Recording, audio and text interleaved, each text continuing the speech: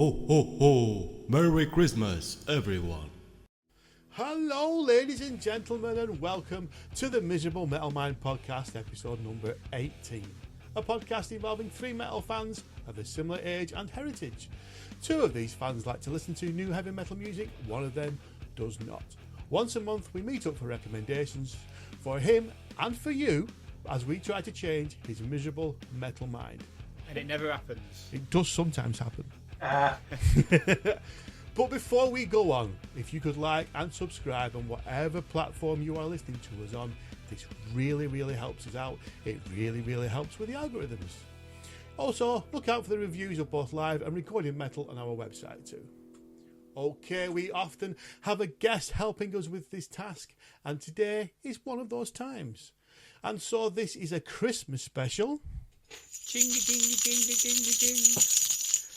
We decided to go a little bit different. We have invited a mega fan onto the podcast. He has been with us since the start. He's a big supporter of ours. So, as a Christmas gift, we invited him onto the show to say thank you and to discuss the albums that he is bringing for Simon. So, although, before we go any further, is it really a gift having to come on and spend time with us three? You know what's not a gift? You fucking butting in every 10 minutes. So can we please have a huge round of applause really, for Waylon? Hey! Thank you very much, Shane. You're welcome, pal. Pleasure to be here. Marvellous, marvellous. So but before we start, thank you very much for your continued support. Not a problem. And also, thanks for paying for coming on. No, that's okay. That's all right. That's no worries. Hope it was worth it. I'm sure it will be. So, Simon, we're going to do a very short what have we been up to. So I'm going to ignore you completely. Surprise, surprise. Unless you want to explain why you were late. Yeah, I mean, I just take forever when I'm wanking. So, you know. Okay. I'm not a quick wanker. Although I am a wanker, I'm just not a quick one. So it took a bit, and I knew I was going to be late. The minute I started, I thought, you can tell, can't you? You started it's it either off. going to be a quick one or a long one. And yeah, it took a bit longer than usual. Had to get the lube out. I think we'll go to Waylon then. Are you a quick wanker or a long wanker? Oh, Jesus. Absolutely. Take forever. Good lad. Yeah. It would help. Oh, you should come round. Yeah. We could have a wank Yeah, off. I should maybe get a better book rather than my book of challenging wanks. Perhaps I should get a better one. You know, some old razzle, something like that. You know. Do you know what? I've got some old razzle and men only in this very garage. Well, I'll be up there shortly. Okay. No problem. I'll send you the address. No problem. You first. The Miserable Wanking Podcast. Yeah, listen, we could have a game of Jizz Biscuit. Then I am a quick wanker. Can we move off this subject, please? Yeah. So, has anyone been up to anything that would really like to add? Oh, yeah. I've been up to loads. Go on then, Pat. Go on then, Simon. Entertain us with your wonderful conversations. Well, I went to a gig. That Again? Another one? Yeah, no, it was the one we spoke about last time. Oh, with me? Chester. Right. Yeah, with you. You're welcome for having me there and saying hi to you. And paying for you be in my presence. And paying for your ticket. You're not paying me You back. know it. Yeah, you know it. It's another free gig for me so far. You're still not paid, Paul. I am not at all surprised, to be honest. I don't know why you're expected he will. I know, me neither, because it isn't happening now. I thought, a bit of friendship, a bit of just being nice between people. But surely, right, if you don't get paid on the night, you're not getting paid, are you? If that's the way you want it to be, then... I know, I'm just saying, that if it's free, isn't it? So did you enjoy Thrasher Wolf, then? Yes, very much. I did. And Imperium as well. Yeah. So I've never seen either of them, and they were both very good. Imperium are going for a who's got the best six-pack competition now, aren't they? Yeah. Yeah, they are. And they've... but they need to work on it a bit longer, in my opinion. Need to put a bit more time in the gym there, Ben. What else have I been? I've also been to Bruges. Oh, when did you do that? A couple of weekends ago. I didn't know. Yeah, well, see, that's what happens when you don't talk to people. Indeed. And I've also, in our house, we currently have the world's cleverest mouse that we just can't catch. And we've tried everything. Humane traps, normal traps, poison. This little fucker just doesn't want to touch any of them. But the minute you leave something lying about, it's in it. Unbelievable, this little bastard. I don't know how to catch it. Or a cat. It's big. Well, that is the final option. One of my kids, I think, wants a cat, but we used to have cats and they all died, so we've kind of trying to keep ourselves from not having them anymore. Well, you only need it for a couple of nights. Yeah, I know. I got one. I know. Well, if anyone's got a cat, they want to rent out. I got one sat behind me. Can you see him? Can you see him up Yeah, there? well, can There you post it? yeah, up? he's the hardest cat in Wales. Him. Yeah, well, I'll pay for the post and packaging. You can bring the razzles back. Yeah, post the Yeah, razzles. yeah. There we are. You send me the cat, I'll send you the razzles. That's a done deal. That's done Yeah. deal. And that's it. That's all I've been doing. Training as well, obviously, but you don't need to know that. And wanking. For a long time. Well, Getting them muscles. Paul? yeah. That's That's not why part of the that's new why Iron one of my Man, arms is is it? like this. Yeah. I've been doing the same stuff as normal, gigging, photographing, and starting to pack everything away for the house move, which is happening in February. So, Excellent. Have you finally sold the house then? yeah, we should be exchanging tomorrow, but Brilliant. should be out in early Feb, so that's good. Gigs, yeah, the only one to talk about really is the Testament and Creator show with that average headliner. Far too harsh. Far too harsh. They were boring. They weren't. Ooh, Anthrax. Yeah, they were boring. Yeah, I agree with you. Nope. The last couple You of weren't times there. I've seen them, the last few times I've seen them, I said to you, Neil, I said they were boring. What? That was in 1987? Last time you saw them. No, you know it weren't. It was Slayer's last gig. You enjoyed that? But I said Anthrax were boring. I enjoyed Slayer. No, I didn't hear you say that. Because you weren't listening. That's probably true. You're too busy trying to get selfies with me.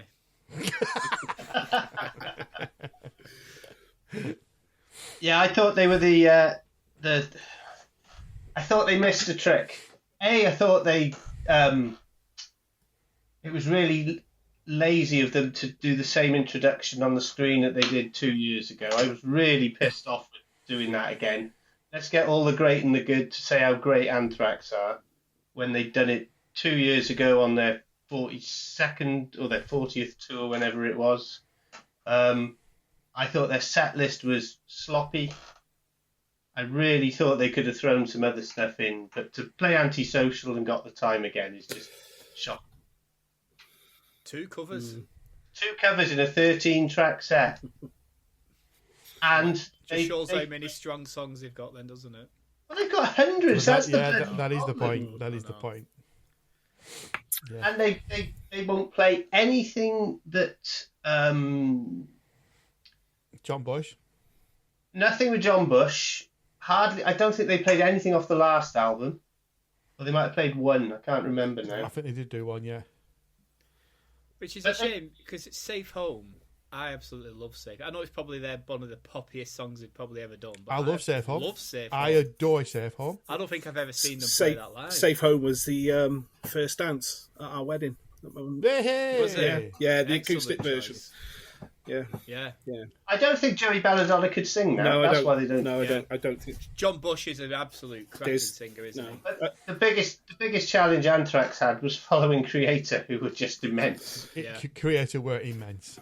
They were Outstanding. razor sharp creator. Were absolutely. Well, when you've met them, you can really understand why they're a pretty decent band as well. When did you meet Creator? Bloodstock. When? When I played it. Oh, right. I don't want to bore you with that one again. Right, so don't. I won't. But I did meet him. So yeah, that was it. And I thought Testaments. The one thing about Testament, there's 2 things. In London, their sound was a bit shit. Certainly for the first 3 or 4 songs. But what a set list. 1 song off the first album, nothing off the Legacy. I was disappointed. I thought it was brilliant because they didn't do what they did on the last tour, which was play all the old stuff. Which is what Anthrax could do with doing, opening up their Absolutely. set. It was yin and yang. Yeah. I was glad. I was glad that Anthrax opened with AIR, and I'm glad that they closed with Gung Ho. But the songs between those two, like I say, they could really do with chucking out Antisocial and Got the Time, because they have so much better songs. As much as I do agree with that statement, the crowd was loving it. Yeah. Fuck the crowd. But It's that's about us and what we want. We are the crowd. You weren't there, Simon. You're not paying for a gig, as I well know. So you can't comment. Well, I can comment. Yeah, you go. No, that'd be a shit. It'd be a shit show if you didn't comment, wouldn't it? But yeah, I defend Testament almost all the time, and I was a little bit bored through their set. Well, I then the about weakest. time you practice what you preach. Hey! Dumptis. And we will close the podcast there. Well, there we go. So yeah, Awesome. Neil, have you been doing anything interesting? No? Okay. Waylon, off your pop. What have you got been up to, pal? Literally, same as pretty much everybody. I went to see Anthrax, Testament, and Creator. It was a great gig for me because I hadn't been back to the Wolverhampton Civic Hall for years. So to go back there with a great bunch of mates and to see what is basically a thrash fan's wet dream was great. It was great. I got far too drunk. I stayed out far too late, and I'm still paying for that.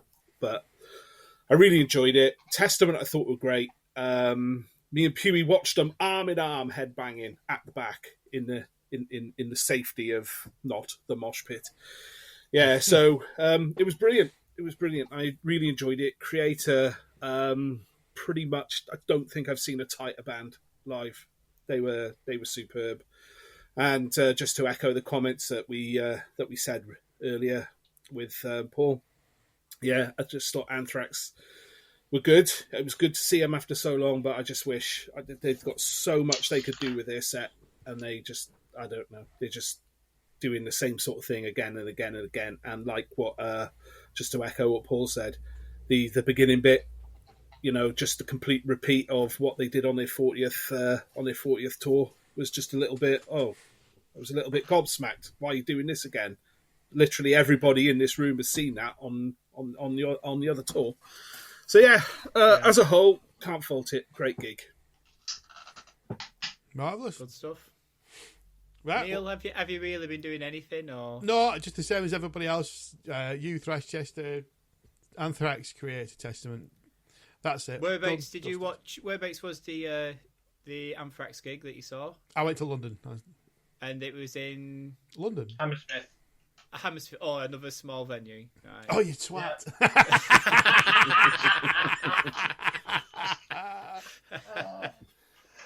Well, fortunately, I am going to the Alma on Friday night. Who are you going to see on Friday? Barbarian Hermit and Battalions and Viking Skull. Oh, awesome. Nice. Awesome. What a Yeah, night. so that's a decent night out. And then Minibus. That's Minibus on Friday, and I'm driving down to Birmingham. There's a few of us going to that. Where are they playing? Where? Who? Minibus. Where are they playing? Hey, these jokes are getting shitter. But yeah, besides that, that's about it, really. 5, 4, 3, 2, 1, go. Right. We've got some top 5 albums to go through. Simon, I'm assuming you do not have a top 5 albums. You are more than fucking right. Oh, I ain't even got a top one. well, you must have. Surely I Prevail is still your top one. I tell you what, there's fuck all wrong with that album. Shite. But it's not great, is it? It's not like the best thing I've ever heard in my life. Right, we shall discuss them briefly, or else it's going to take the whole podcast. Right. At number 5, I've got Opeth, Last Will and Testament. Never heard it. I'm not surprised there. I pretty much know what Paul's thoughts are on it. Yeah, was my number one. So. Spoiler alert. Yeah. So that's your number 5. Waylon, what was your number 5? My number 5 for 2024, we discussed it briefly just before we all started kicking off here, is the Kerry King album from Hello Rise. Pleasantly surprised. I'll just put it down. It's one of the albums I presented this year. It was good. I enjoyed it. Really enjoyed it. And I think I really enjoyed it because of Marcus Grader, the vocalist. Yeah. I think he's incredible. Absolutely incredible. And he does sound different on that, doesn't he, as well? Yeah. I really wish you would have heard that particular podcast where we reviewed it, because I think the singers were the one thing I slagged off about the album. Did you? No, I don't remember that. Did you? Yeah, that's my fucking half my issue with that album. Right. I think he's the wrong singer for the band. But that obviously means that he is the right singer because you're always wrong. Yeah. Yes. All right, if you want. If that's how you want to fucking play it. He certainly is. Oh, well, okay. We'll see. Paul, number 5. Invincible Shield by Judas Priest. Was that this year? Yeah. Yeah. Came out earlier in the year. Saw them twice on that tour. Thought they were brilliant. Thought it's probably the best album they've done since Nostradamus. Painkiller. Possibly for me, it's actually better than Painkiller. But Fuck off, Paul. Come hey, on, Paul. I'm not taking any shit from someone who thinks Rabbit Down's a good album. You can piss right off. Yeah, but I mean, Painkiller. Come on, it's nowhere near Painkiller. It's good. It is a good album. Very good. It is, but it isn't fucking anywhere near Painkiller. Anyway, so that's 2 in the top. 2 of the 2 choices already selected for this year because Toranaga brought it, didn't it? Yeah. Yeah. This was close to being brought, but I think it would probably shut down Simon's brain. Blood Incantation, Absolute Elsewhere. Astounding album. Is that your number 4? That's my number 4. Is it your number 40, Paul? No, my number 4 was Mog's Motel by Phil Mogg. I played that today. Ex-UFO singer. The fact that he's still able to put music out 2 years after having a heart attack is fabulous, and it's a great album. It's more testament to the health service, isn't it? I played that today, Paul, and I didn't mind that, I've got to be honest.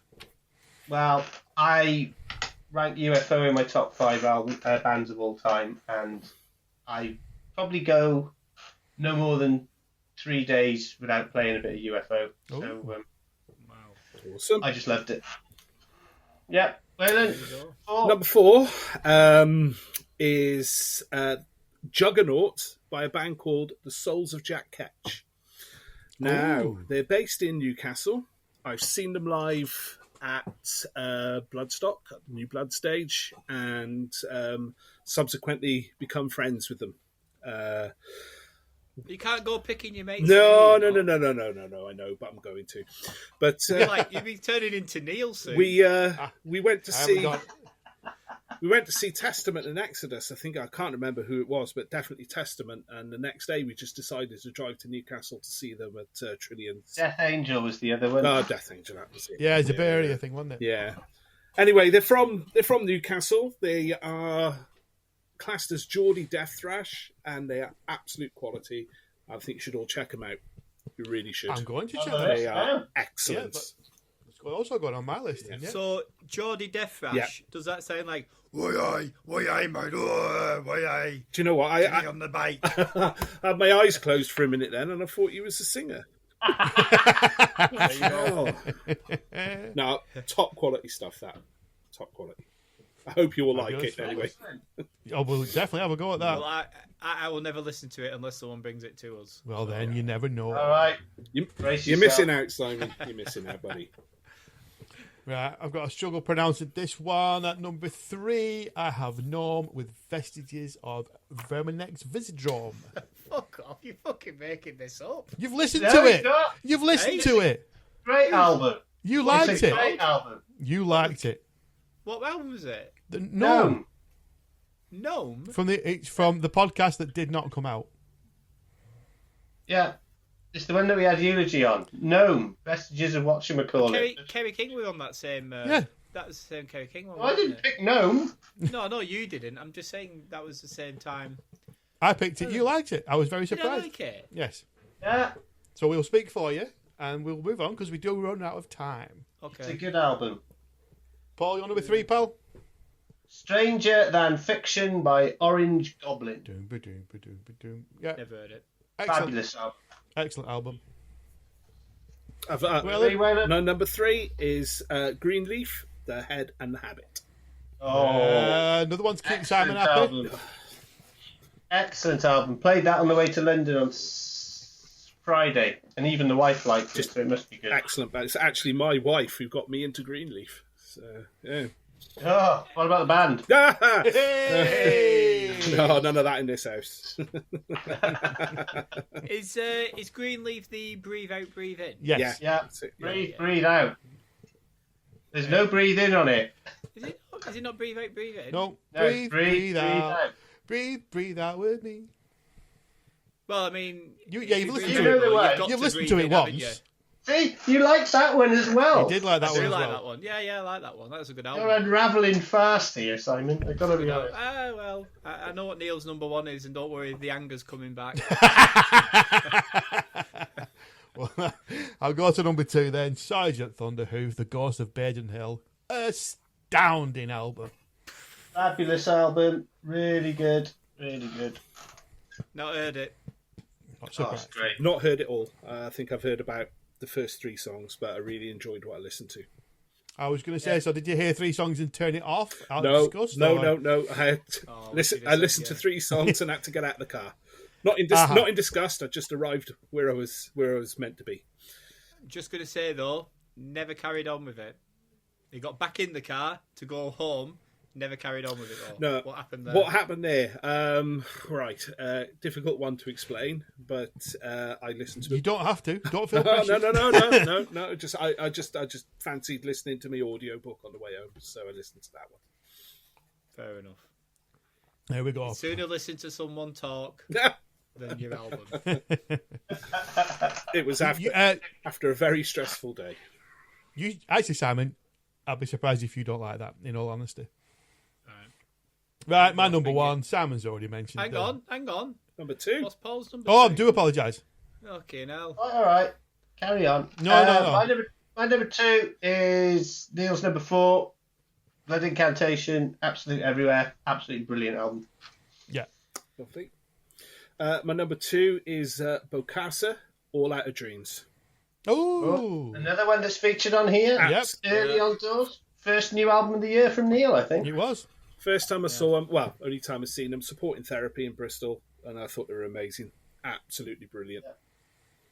I've not seen him. Brilliant. I can't comment. I can't remember if I liked it or I didn't. You didn't mind it, I don't think. Okay. Yeah. Yeah. Come Right. on, Neil. Number 1. Come on. Get on with it. No drum roll. It's good. Dog shit. No, Nocturnal Will. Love it. Still love it. Can't stop playing it. I know it makes Simon angry. It makes a lot of people angry, actually. You even nearly said dog shit then. No, I didn't. You did. No, you just heard it. It's fucking crap. No, It's a wank album. no. Apart from the song that's about. Well, it's long, so that's true. Yeah.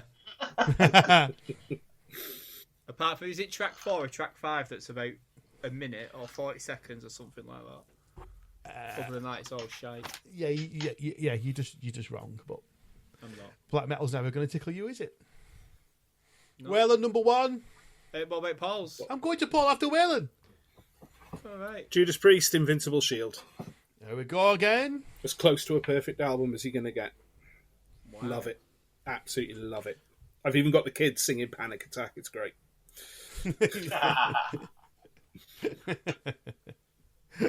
Would you say that's higher quality than Painkiller, as Paul? I can't Yes. even believe you're into thinking. Yeah. Yes. Yeah. Wow. I think I'm going to say yes because obviously I pretty much got Painkiller embossed on my mind. I know it from start to finish, but it's nice to have something a little bit fresh. So, yeah. So that's my number one. Paul's number one is Opeth Last Will and Testament, which astounding album. Cannot stop playing, and got tickets to see him for 3 of the dates on their tour in February. So well, I might be Bristol, Birmingham, and Manchester. I might be seeing you. Good. I think Pewie's going to sell me a ticket or something like that. We talked about it when we were at Anthrax. So yeah, I'm coming up with Mr. Pensome. We're coming up to Birmingham and then travelling up to Manchester from Birmingham. So we're doing 2 nights back to back because the venues are excellent. Yeah, hopefully, I'll let you know. I'll be at the Manchester. Good. We can meet up. Definitely. It's a Saturday as well, isn't it? It is, yeah. Don't let it ruin your weekend, Paul. Smashing. Oh, I've got the week from... As long as we don't move that week, because my wife will kill me. I've got 8 gigs in 9 days, I think. Jesus. So there we go. We smashed through then, didn't we? Yeah. Some great albums as well. Some great albums, guys. Some fucking utter shite as well. I bet you can't remember any of them. Well, remember dog shit. Say you can't have that. You can't have that. Say it correctly. Say its proper name. Dog shit. No. I'm talking their language. We said this before. Fair enough. Fair enough. Priest is a good album. You like Priest. You like Gnome. I like Priest. Yeah, it's a good album. It's not as good as Painkiller, but it is a good album. And what was the other one? Green Leaf. Yeah. That's a good album. Brilliant. And you enjoyed Gnome, even though you don't remember. Yeah, I don't remember. Seriously, do you not even remember it at all? No, not at all. You were very surprised when you found out there's only 3 of them in the band. What was your favourite album of the year that we brought then, Simon? Oh, good question. Oh, Right, more likely, what ones can you remember? That's probably yeah. As you're finding out, I would have to say Green Leaf. Yeah, I thought you'd say that. You did. I Like that think a lot. Green Leaf's, like I say, that Breathe Out songs, it's in my top 10 songs of all time. Even though you don't know what it says. Yeah, so much so I've even started playing it in other people's cars. I've said, if they say like, what's some good music? I say, put this Green Leaf album on. So. Do you still ever go to the drums at all? Yeah. I could play that. That's easy. Oh. Have you heard much of their back catalogue, Simon? No. No, but I tell you, the podcast that never went out, I Prevail. Yeah. I did like that album, and I did go through some of their back catalogue as well.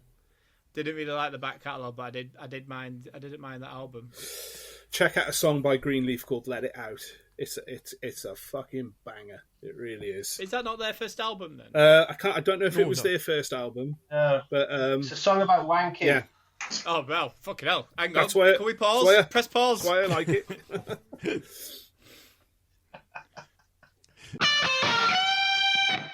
Warning.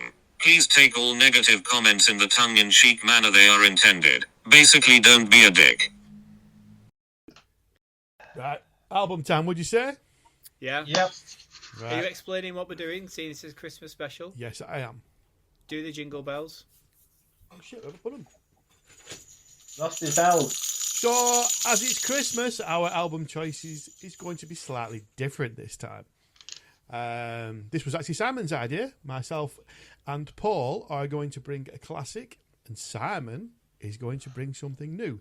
And Waylon is also going to bring something new. But yes, did you heard that correctly? Simon is bringing new music to myself, Paul, and Waylon. But we'll go to Paul first for his classic album.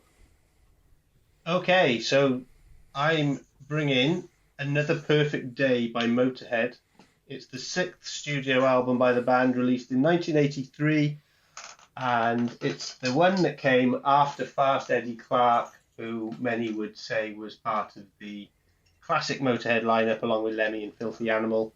After Fast Eddie had left, they recruited Brian Robertson, who was best known for being in Thin Lizzy, to join the band, and sadly him and Lemmy never really got on, and the relationship was short-lived. This was the only album that Robbo played on, and at the time it came out, it was universally hated. Many Motörhead fans absolutely detested it. It was the first year that I saw Motörhead live, so I've got some fondness for it. One of the things that I think wound everyone up was that Brian Robertson used to play in gym shorts and a vest on stage, in comparison with the rest of Motörhead, who were the black denim and leather. So he didn't fit in with the image.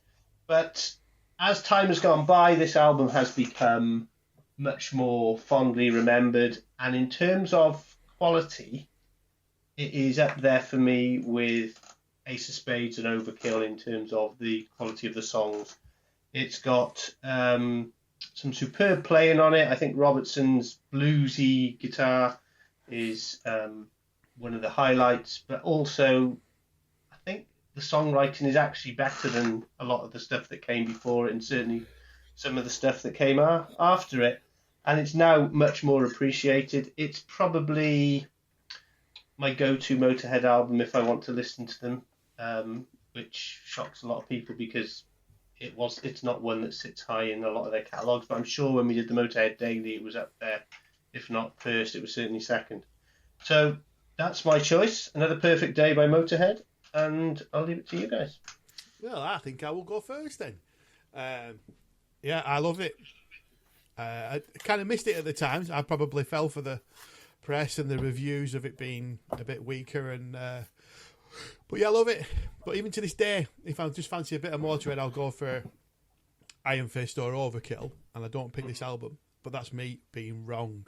I did know it, but I will play this more often because I really, really enjoyed it. It's an excellent album. It's a bit less punky. I can see why Motörhead fans at the time didn't soak it up, but it's some good tracks, and there's still some classic Motörhead on there. So, yeah, very happy, and I would say this is definitely a classic album. Waylon?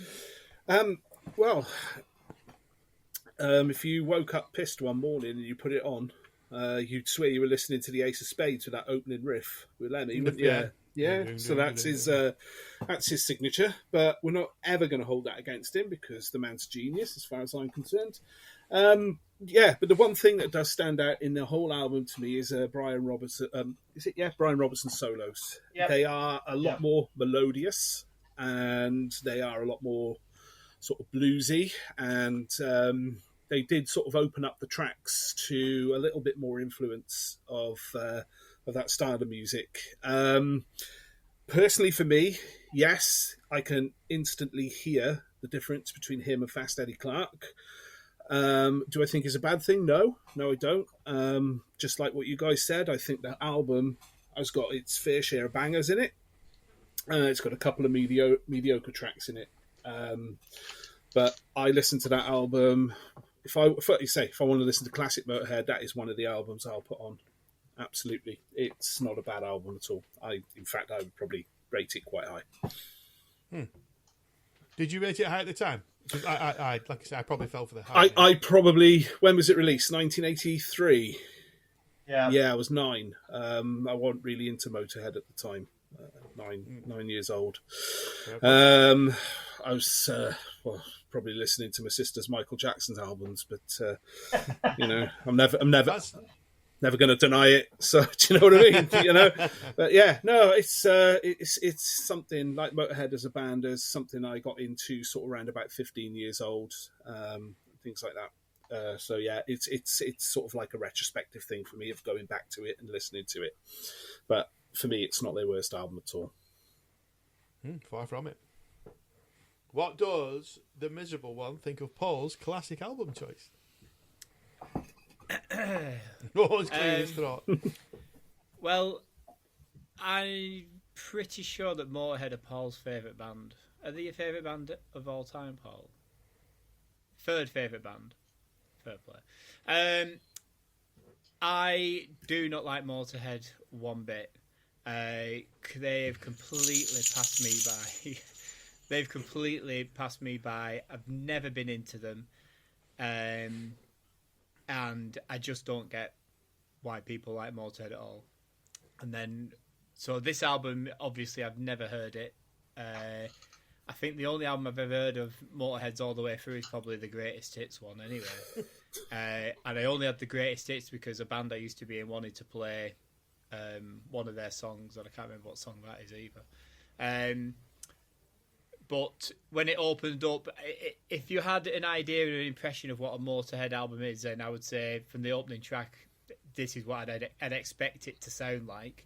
But then, with you explaining about that guitarist, which I even knew about, it was a lot more bluesy than I thought it would be, for sure.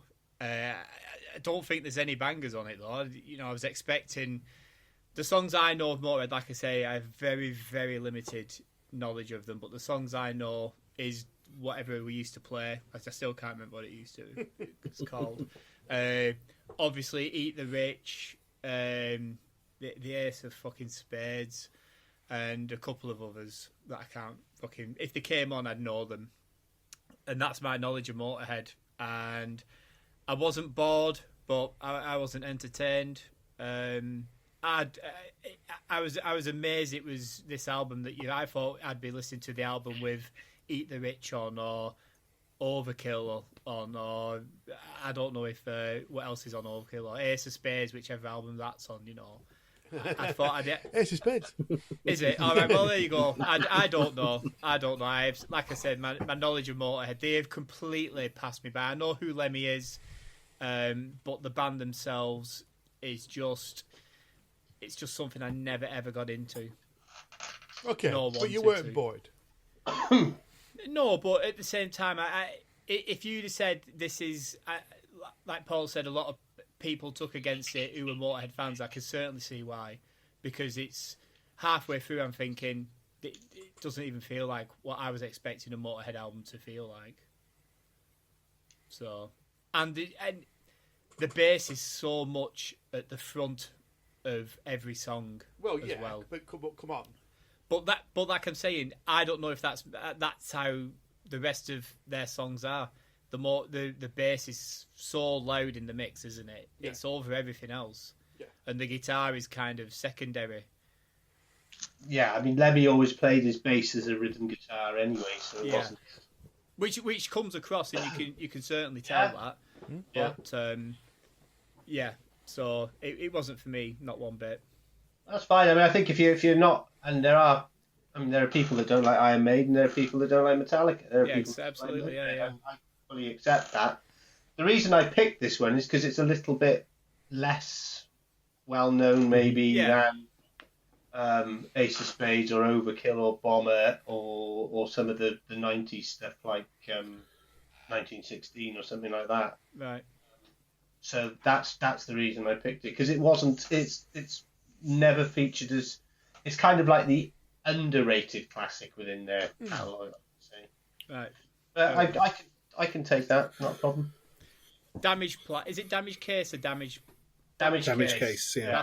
That's the song I used to play. That's on Overkill. So. Is it? Classic. Right. Well, I know that one. Ooh, look at you.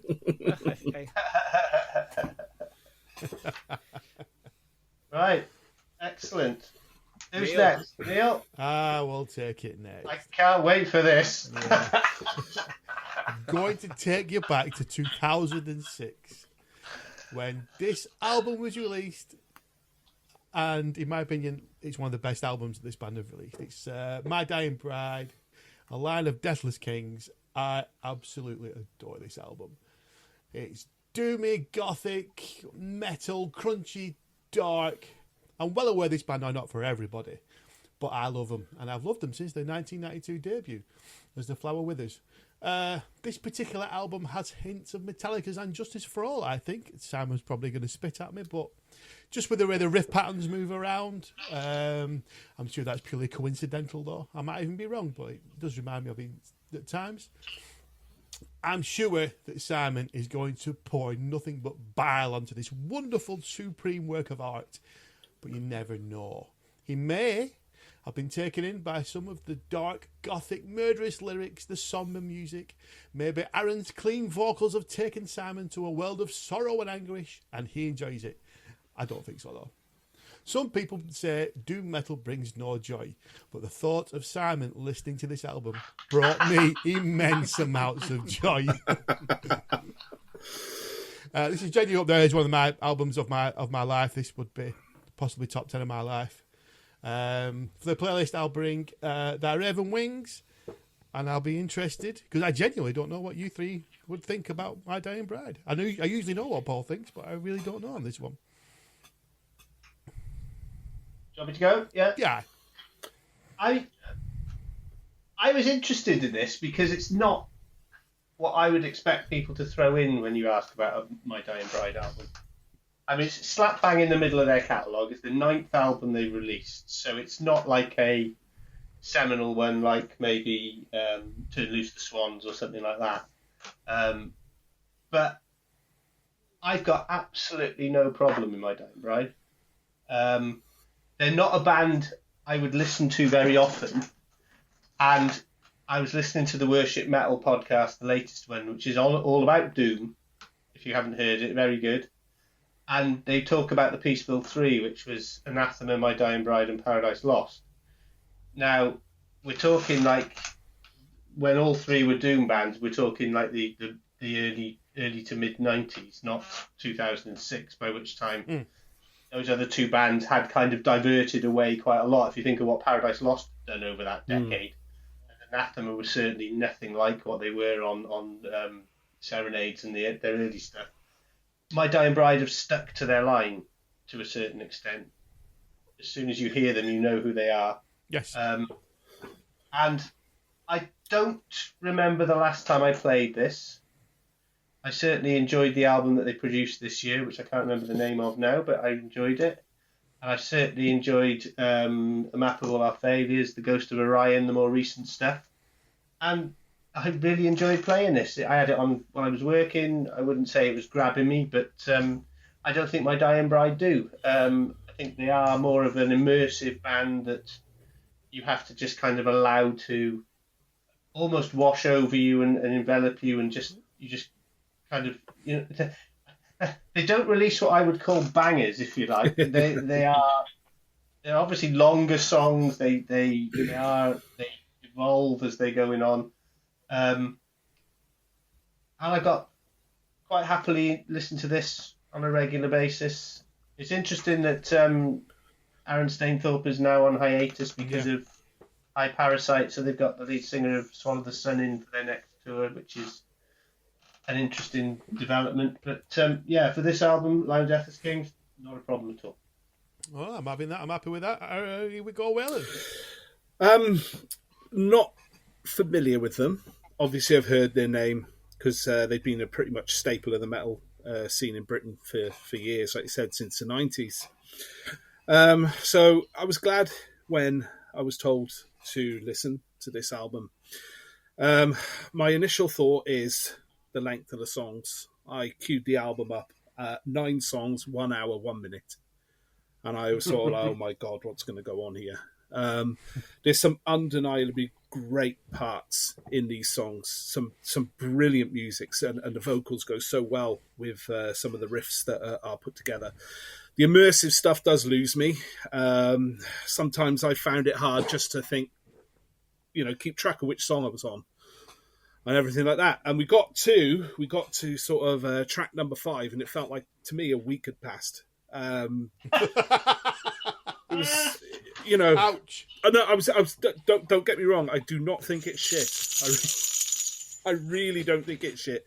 It's just for me. It's sometimes it was the length of the songs. But what you put in your playlist, Neil, was Thy Raven Wings. That was my favourite on the album. That was brilliant. Okay. Yeah, I really, really enjoyed that. So it's something. This is definitely something my wife would like.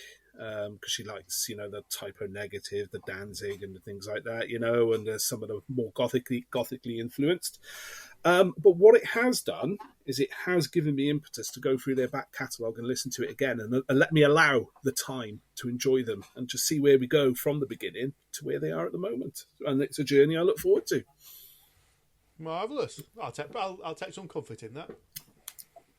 Awesome. As I expect all this comfort's going to be wiped away as we move over to Simon. Waylon, if we made you listen to it for it's Christmas time, I'm really sorry because that really is a shit Christmas present. No.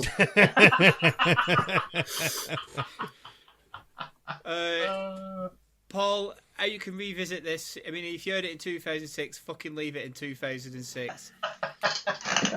Neil, to even fucking put the word classic at the side of this utter pile of dross is a fucking embarrassment. Not only to you, but to the rest of the podcast as well. This is shit. It is the hardest album I've ever had to fucking sit through Genuinely. and listen to. It's fucking awful. One song felt like 1 week. Never mind 5 of them. I thought I turned it off after one song and I was just like, I don't know if I can do this. Wow. That is fucking atrocious. The feeling and the mood that they put across is nothing but depressing, Yeah, I love it. wretched shit. And the fact that you love this, I do. I am worried for you. I am worried for you. I was thinking, what the fuck is going on in Neil? They has to enjoy this piece of shit. It's fucking hanging. Listeners, if you are depressed, if you are feeling a bit down, don't put this on because it will tip you over the fucking edge. Right. It is utter. No. Okay. You've had your say. All right. It is utter shit. I cannot believe that you made me sit through 1 hour and 1 minute of this crap. I can. It's awful. So did you do it? Awful. Did you do it all? I did it all. And the fact I did it all, I'm going to prove it to you. At the very end, for some reason, he starts singing like a death metal singer. Yes. And I was just like, what the fuck is this all about now? And I had to think back, has he been singing like this all the way through? And I've just missed it. I've been that fucking bored and wanting to fucking throw myself off a fucking building because I'm having to listen to this utter, just bilge of shit. Hated it. It's the hardest album I've ever had to listen to, and I'm putting every piece of death metal you've ever brought to the table against this. But honestly, if I am down, honestly, this album brings me You around. can't. Honestly, You can't, it does. honestly. But I It like can't- music like this. It I cannot like lift you up. I like It just lots of- can't lift you it up. does. It does. It can't really lift you does. up.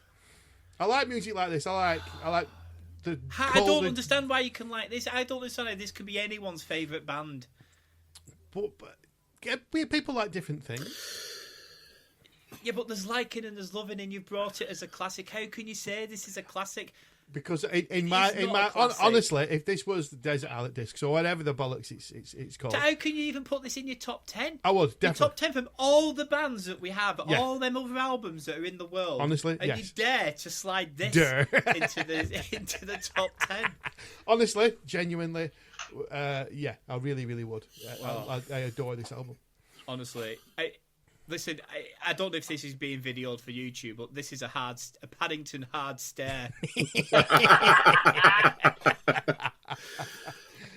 I think we shall leave the listeners to imagine that. Oh, fucking hell. Please, listeners, don't listen to it. It's awful. I've got to be honest, when I saw that on the messenger, I thought, holy fuck. That was part of my thinking. I've got to be honest, the fact that he sat through it all I'm is impressed. just incredible because Yeah. there are a couple of albums that we haven't got through all. Yep. I know. Honestly, it was a struggle. I did do one song. I listened to Motörhead about 2 weeks ago, and then I thought, I'll crack on with My Dying Bride. I did one song, and I didn't revisit it until the weekend.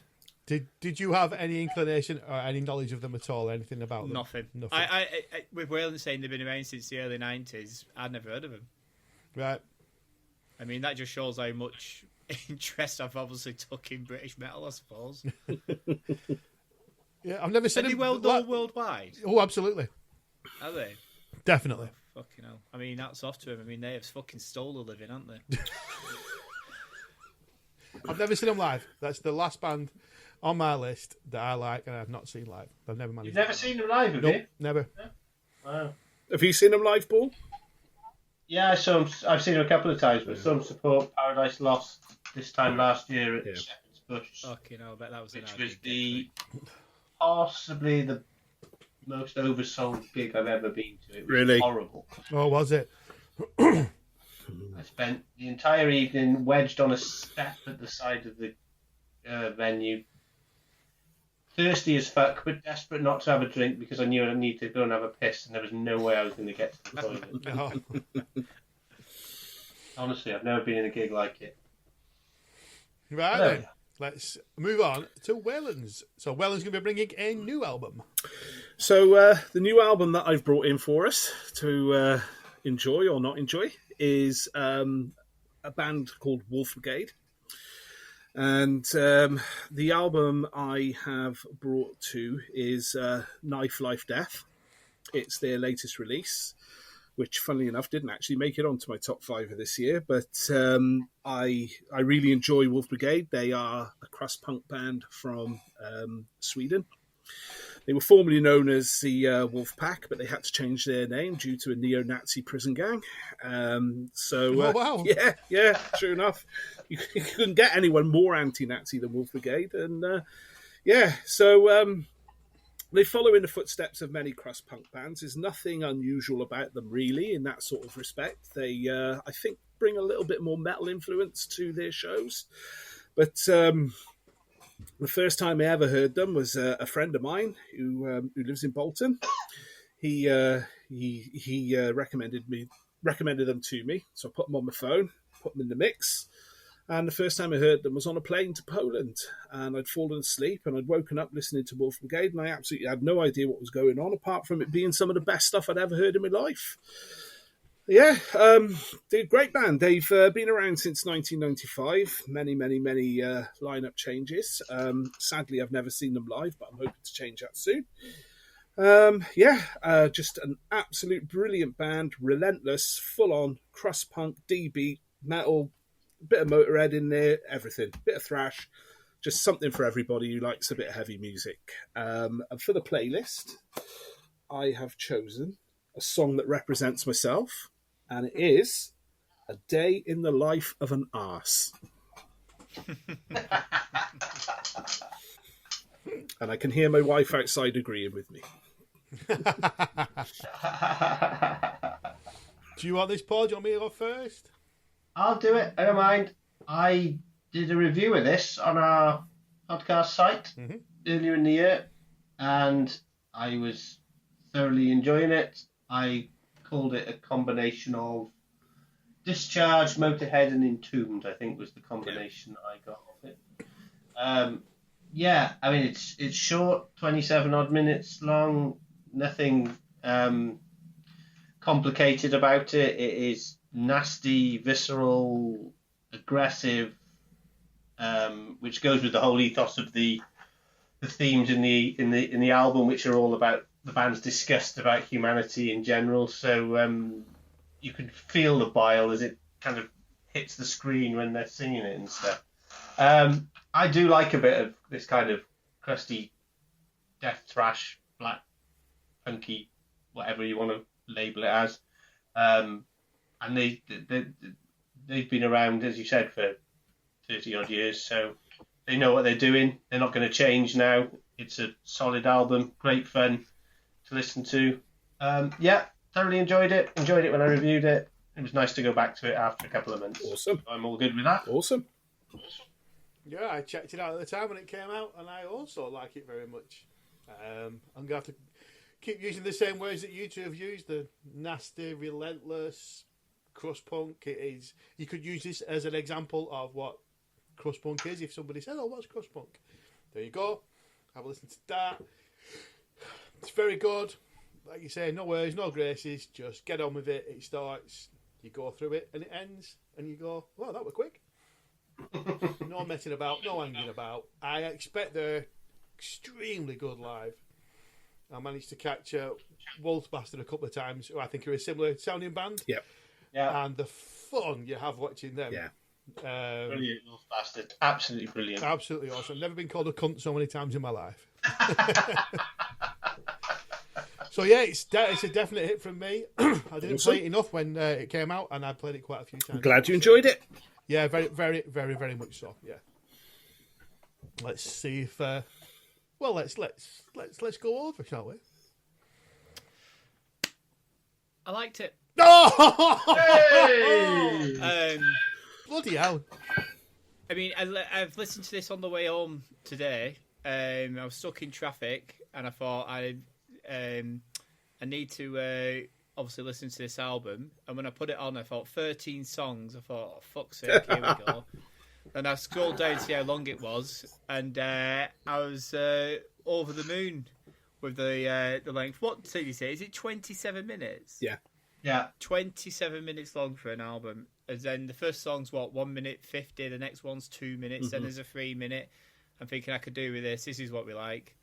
And it would fit, like Slayer's Rain in Blood, it would fit on one side of a C60 tape. So back in the day, it would have been a massive hit for us.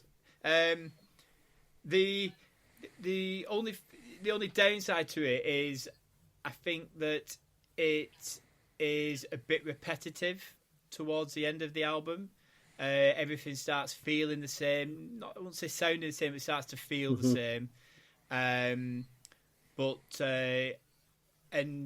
bar one song, I don't know if there's many sing-along songs or anything that really sticks to you. The one that kind of really stuck out to me was Nail Bomb. Yeah, so I really like that song. And yeah, it actually reminded me of, with you saying that it's visceral and it's all this, the words and the adjectives you're all using, it actually reminded me a bit of Iron Monkeys. Yeah, it's a fair point. Yeah, well, they drew from the crust punk scene. They are. Yeah, they Right. did. Yeah. So, and I like that. So yeah, I liked it. Yeah. You pretend you liked Iron Monkey. I liked Iron Monkey. That's a result, eh? That is a result. Yeah, that's a full sweep. That's blimey heck. Once again, the guest brings a decent album. Don't worry, I'll fuck it up if I'm invited back. Well, talking of fucking it up, Simon. So, like we just said, normally Simon brings a classic. Myself and Paul have brought a classic this time. So, Simon surprised us by saying, "Can I bring a new album?" To which we said, definitely, yes. And then he told us what it was. Simon? Well, so I do not have the contacts that everybody else has, so I can't bring you some Swedish punk rock or some Norwegian grassroots death metal band, and I certainly can't bring you 4 blokes from Southern California playing something that no one's ever heard of. But one thing I can bring you is a Google search of new rock music, which is exactly what I did. Did in you really? November. That was it. So I had the idea to bring an album. You said yes.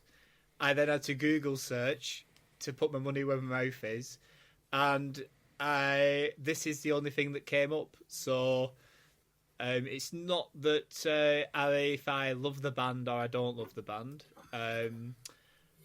So the album and the band I'm bringing you is Linkin Park's new one, as mainstream as I can possibly get here. From Zero is the album. Obviously, they've replaced the singer that passed away, Mr. Chester something. Thank you. Yeah. And then and replaced him with a lady called Emily Armstrong, who I've never heard of. Though that's no surprise to anybody. No. Does she sound like a female? Does she sound like a female version of Chester? No. Not far off. I'd say she's 90% in to my ears. And this is, I think it starts quite strong, the album, and then it goes fucking shit quite quickly. Oh my god. But I have listened to it 3 times because, again, it's a relatively short album, and for me, they're just trying to recreate what they had with Chester, and I don't particularly like Linkin Park anyway. There must be, again, like Motörhead, I think there's a handful of songs I actually like of theirs. I honestly thought you liked him. That's why you brought this forward. No. Well, I don't mind it. That Hybrid Theory, when it came out, I liked. But the more I go back to Hybrid Theory, I do tend to think it's fucking shit. There's about 4 or 5 songs on there that are good.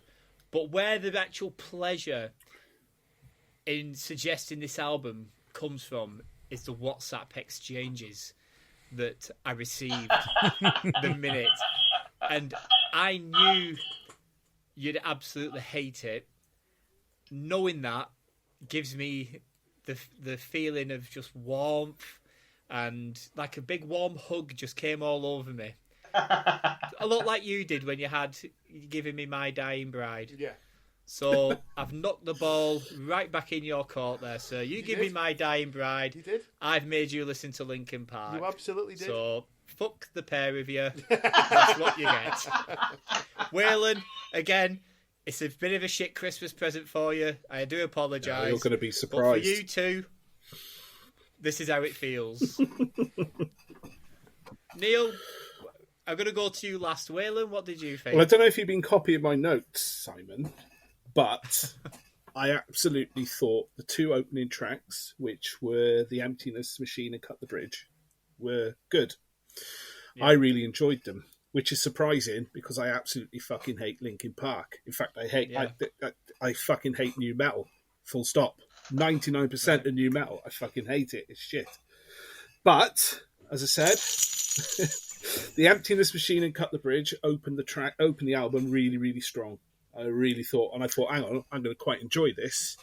And I listened to the album for the first couple of times, and I thought, that's not bad. And then I listened to it a third time and thought, ooh. And then I listened to it a fourth time, and it just tailed off into mediocrity, into just what I class as current mainstream shit. I do like Emily Armstrong's vocals. I do think that they are obviously dynamically different to Chester's. They've brought her in for whatever reason they wanted to bring her in for. I don't know if they were doing a cash grab. I don't know if they just had stuff that they wanted to get out. I don't know. But like I said, I was so surprised with those first 2 tracks, and then disappointed with the rest.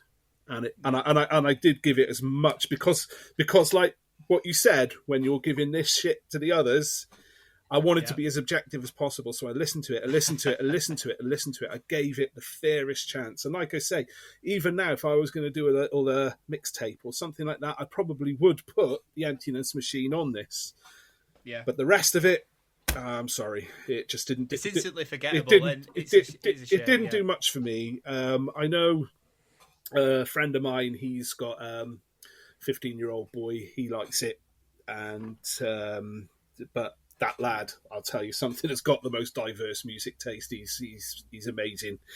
You can give him any band to listen to, and he's so objective with it. He's brilliant. So yeah, give him My Dying Bride. Well, I'll fetch that on to him. He's coming around for Christmas, so we'll have a nice little Christmas Day with My Dying Bride. Yeah, I just think it's going to appeal to a younger audience that are more in tune with that. But for me, like I say, don't want to repeat myself. First 2 songs, they were great. I can't say they weren't. They were brilliant. Paul, what do you think? I think we're the wrong audience for this band. Simple as that. I put The Emptiness Machine on one of the rank and files earlier this year, and it got absolutely battered into last place by about 20 points. It was probably one of the... I think the only band that got close to getting as few points was Marilyn Manson. The fact that it's got 11 songs and 31 minutes is its redeeming feature, because you know that it's going to be over relatively quickly. Yeah.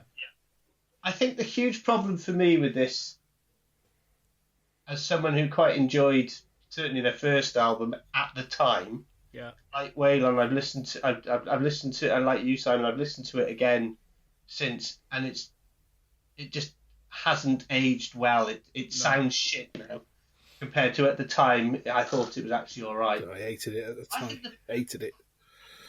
I think the biggest problem with this is they've brought Emily Armstrong in and they hardly use her. Yeah. And I think I think Waylon's captured that this is for a younger audience. I've written down here a dreadful record that demonstrates why so much of modern metal sucks so bad. The only saving grace is the length of the album and the fact I'll never have to listen to it again. but bring a vocalist in and then she hardly sings on some of the tracks. Yeah. To me, Yeah. it seems a little bit pointless. They might as well have just carried on without it. Is she multi-instrumentalist? Does she play guitar as well, or is she just literally just Not that just I know vocals? of. I don't think she does. There you go. I watched a bit of the opening gig they did when they introduced her and they played some machines. And I don't think she played anything. So, no, I don't like it, but I don't think, as I said, I wouldn't expect to like it. It's a bit like a lot of the kind of Spirit Box and bands like that. I understand why the kids like him, but I genuinely do feel now that it's the kids that like them. And I there was a band that I saw supporting Within Temptation a couple of weeks ago in Cardiff, whose name escapes me now. What were they called? Annie Is Okay from Germany. Mm-hmm. And the place was going nuts. And I was stood there going, I just don't get it. And I realised that it was me. I just cannot absorb the modern style that this clean and shouty vocal... I love shouty vocals, but I don't like the way that 1 minute is saccharine sweet, the next minute they're trying to... Yeah. And that for me was the problem. But then, as I said, I don't think Linkin Park are releasing albums in the hope that I'm going to buy it. No. But do you think that's a little bit? I Prevail a bit like that, aren't they? Where they're changing the style of the vocals all the way through, and the sound of the music as well. Well, there's two balanced views. Now here's for an unbalanced view from someone who is sat there stroking his beard because he absolutely fucking loved this album. Neil, fire away. To an extent, you're correct. I did not like this album at all. But that's all right, because as Paul said, it's not aimed at me. It's and I'd actually take umbrage with Waylon and Paul and yourself, Simon. It's not new metal, it's not metal, it's just pop music. It's just pop music, and I don't like pop music. That's why it doesn't do a thing for me.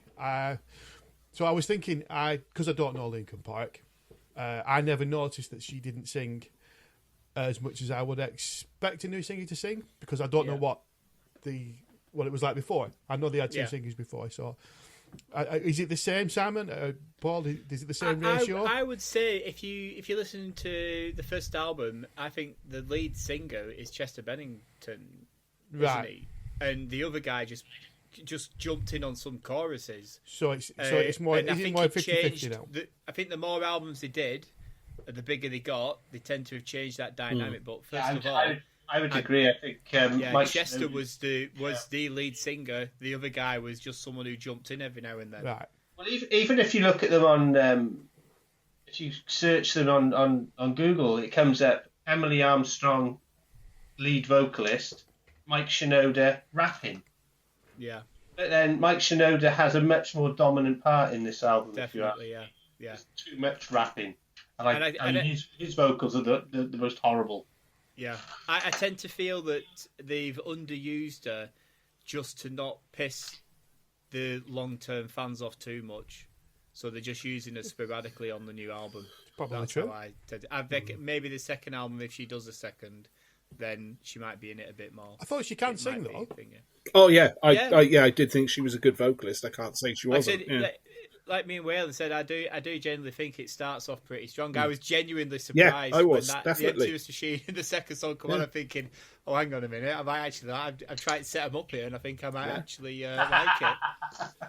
No, definitely didn't like it. But like I said, I'm quite happy that I don't like it because it's not aimed at me. It's pop music, it's chart music, it's just boring. I did see someone on YouTube break some Linkin Park songs down, and they tend to play everything in major chords rather than minor chords, and they said that's why a lot of theirs does feel and sound a lot more poppy than 95% of metal music, which is played with minor chords. Yeah, it's just the song structures are just they're quite poppy, isn't it? As well, it does sound quite good. The production, I'll give it that, but yeah, it's not.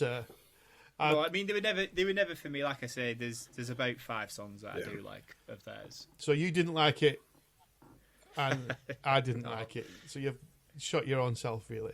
No, not really. Yeah, you did. Not really. You've listened. Did you listen to it all? I did listen to it all. That there you go. My job is done. I don't think I pulled as big a grimace as you pulled listening to My Dying Bride. Well, no, because mine's 31 minutes long. Yours twice the length. Yes. And Twice the length. Twice the superiority. Yeah, well, we'll count the bodies at the end of in 10 years to see how many people have finished things with listening to fucking My Dying Bride and how many have done it with Linkin Park. Popularity is no for quality. It's nothing. So you can stop that now. All right. Says the guy who goes to all the big gigs watching the big bands. There we go. We've done it. We've done all albums. For Love Dum Dum. Has anybody got anything to add? I haven't. No, I'm good. Thank you for Waylon coming. It's great to see you. Absolute pleasure. Enjoyed it. Absolute pleasure. Oh, I've got Really a question. I've got a question for Waylon. Oh, good. Let's have it. Let's Right, have it. come on in. Have you got your ticket for Violence and Exorder at the Patriot? I think I bought it within 30 seconds of seeing it I advertised think on we were Facebook. talking, weren't we? Yeah. Yeah. Yeah, definitely. 100%. Yeah. Pee-wee's coming down for that one, isn't he? Yeah, I think he's staying with me, or he might be staying with you. I don't know. Either or. He's said he could stay with me. He's got the choice. Yeah. Do 2 hours at Yeah, yours, that's 2 hours at mine. It's fine. Yeah. See how he gets on. It was good to see him. It was good to see him, honestly. It was really good to see him at Anthrax. It was nice. I am slightly concerned about that in the Patriot, but because but it's Alex from Big Day Pros put it on and said, he said most of their fans are in their 50s now. He said they won't be able to bloody move, let alone bloody mosh and stuff. Well, but I think he's underestimating it. well, you see at the Patriot a lot more sort of rock rather than thrash, don't you? So Yeah. but it's still a great venue to have on your doorstep, I think. Oh yeah, I can't wait for it. I think it'll be great. I think it's going to be a great night, yeah. So is Mark coming as well? Is Mark Penson coming down for that one? He'll probably come. Yeah. Yeah, I would imagine that. Penno. Yeah. Hello to you. Yeah. Penno. Yeah, he'll be there. Awesome. Well, I've got an email. Oh, brilliant. Oh, It's from another fan of the show. And then the other fan of the show. The other fan of the show. Is he on in the new year? Is he? Well, it could be resting. It's from someone called Father Christmas. Oh, Oh, So first of all, he opens the email by saying, "Hello, guys, and I enjoy your podcast. Thank you very much." Which is nice, as we've said before. Yeah, It's a yeah, nice very way good. to open, Sounds isn't very it? good. Yeah. Yeah. But then he goes on to say, "I'm a bit pissed off with Simon. He's been a bad boy and he's getting fuck all this year." And that's before he heard about your 20-minute wanking. well, started at 6:30. Also, the fact that Simon doesn't pay for gig tickets, that's another reason he's getting nothing. But the main reason he wanted to email in is he wanted to say he's left it a little bit late to get motoring supplies for gifts for Christmas. And he's got no money left and he doesn't know what to do.